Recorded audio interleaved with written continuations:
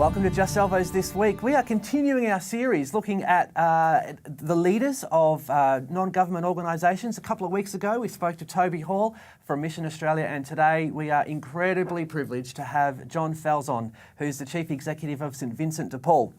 On his Twitter, he describes himself as an advocate with a deep interest in philosophy, politics and poetry, which is a good little mix. John Falzon, great to have you with us. Lovely to be here. Well, can you start off by just telling us a little bit about St Vincent de Paul and just some of the work that you do? Vinnie's was actually founded in the 19th century in Paris by a young activist academic, a guy named Frederick Ozanam, who came from a fairly privileged background, and he and some of his mates were actually taunted by people who were saying, well, look, if you're Christian, why don't you put up or shut up? Show us how you can prove that. And so rather than simply meeting together to discuss issues of faith and politics, they decided to start putting their faith into practice and going and visiting people who were living in incredible poverty in the slums of Paris.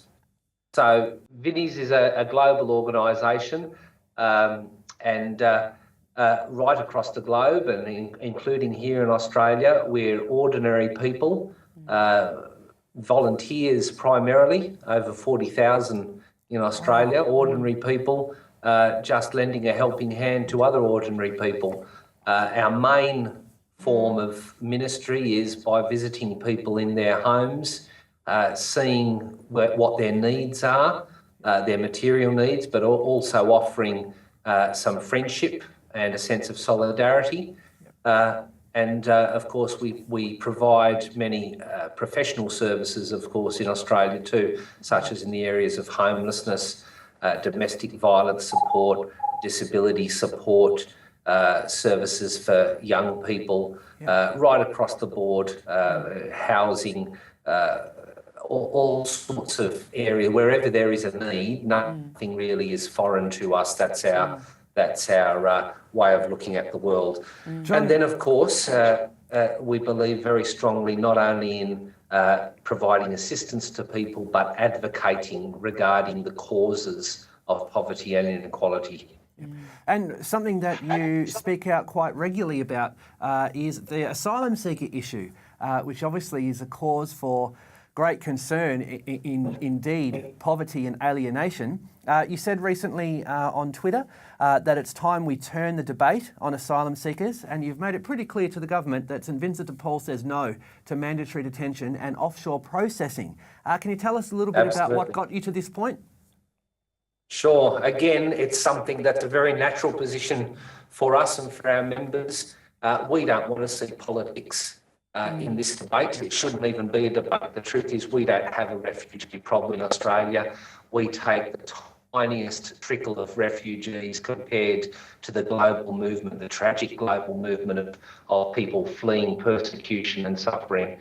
We know that we take around 2% of the total of asylum seekers seeking asylum in industrialised countries. And we know that the people seeking asylum, particularly arriving by boat in Australia, are only just under 3% of the total immigration intake in Australia. So this isn't a problem at all.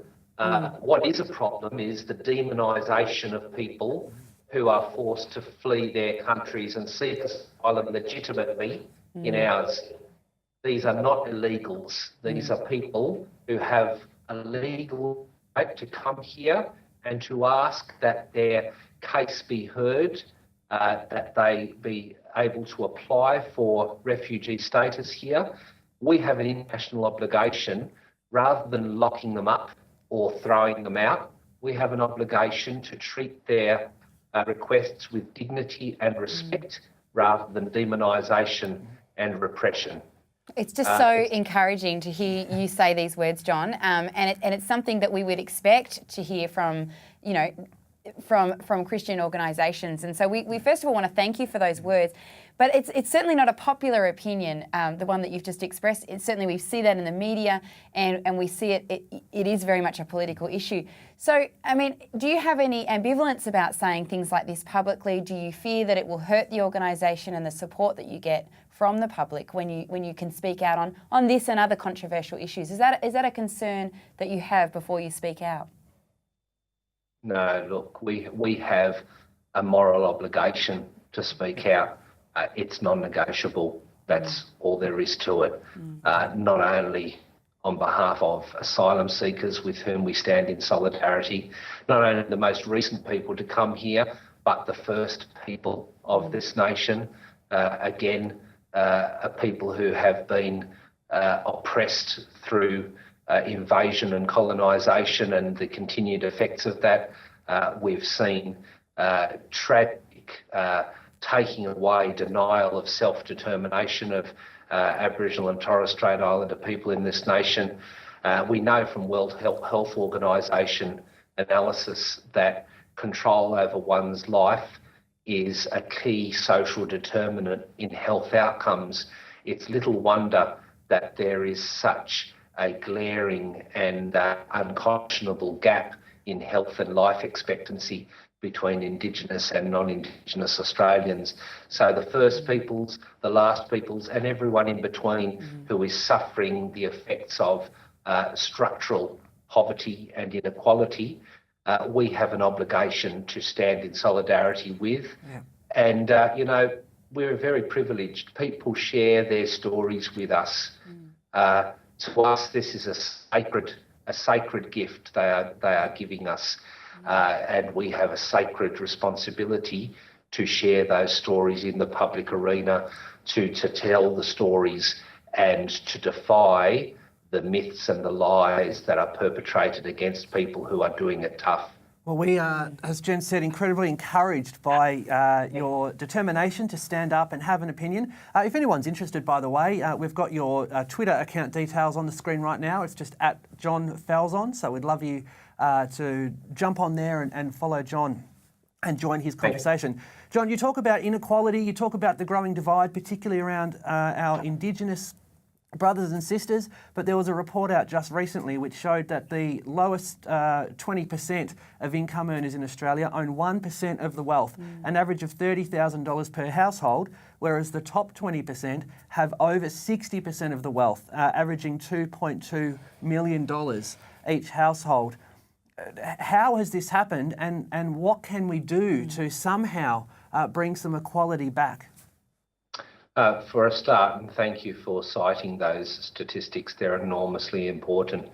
It's a great sadness, but not unexpected, that both sides of politics currently are obsessed with blaming people who are doing it tough for their poverty. We've heard both Prime Minister and Leader of the Opposition in the lead up to the budget, for example, this year, saying that people who are, for instance, outside the labour market, or sole parents, or indeed people with disabilities, need to try harder. They're not trying hard enough like the rest of us. Nothing could be further from the truth. The problem is not the laziness of the so-called poor in our nation. The problem is, as you've pointed out, the huge inequality that has developed historically and is exacerbated structurally. A market economy, of course, is very good at providing great choices, a massive array of choices. It encourages innovation and creativity, but it's never been good at guaranteeing equitable access to the essentials of life for all people. And so what we have always argued is that simply governments must do what markets cannot. Markets have been unsuccessful in providing access to appropriate housing for low-income households in Australia. Markets are unable to guarantee access to health, to education, to transport, to childcare. The list goes on. And so governments need to guarantee access to those essential goods and services if we're to be the kind of society that we pride ourselves on being, a fair go society. John, just briefly, because it is time for us to wrap up, unfortunately, but you've touched on some amazing issues with such great passion: asylum seekers, Indigenous health, the growing divide between rich and poor. What can we as a community do to get that little bit closer to John Falzon's idea of utopia? What can we do to get there? It's not John Falzon's idea of utopia. I feel very privileged because I, like yourselves, am part of a massive movement of people who dream of a different kind of society. There's a Brazilian Indigenous saying that when we dream alone, it is only a dream, but when we dream together, it is the beginning of reality. Wow. And so I would simply say to you that we need to dream together. We need to work together. One cannot achieve these things individually. It's only by collective efforts that social change happens. And let me point out, it only happens from below, never from above. And so we need to put our shoulder to the wheel really and work, listen to the people who suffer the most, the effects of oppression and marginalisation, learn from our brothers and sisters and work with them to change the way people look at the world. And, it's very simple. The truth will set us free. It's only by telling the truth that we will indeed achieve the kind of society where nobody is left out or pushed out. The truth will set us free. What a great way to finish. Let's do it. Let's all dream together. John Falzon, thank you so much. There's some information on the screen right now. St Vincent de Paul's website. You can check them out. Maybe get involved if you want to volunteer or if you want to be a part of dreaming, the big dream. Let's change the community together. Thanks so much, John Falzon. My pleasure. Thank you. We'll see you next week on Just Salvos.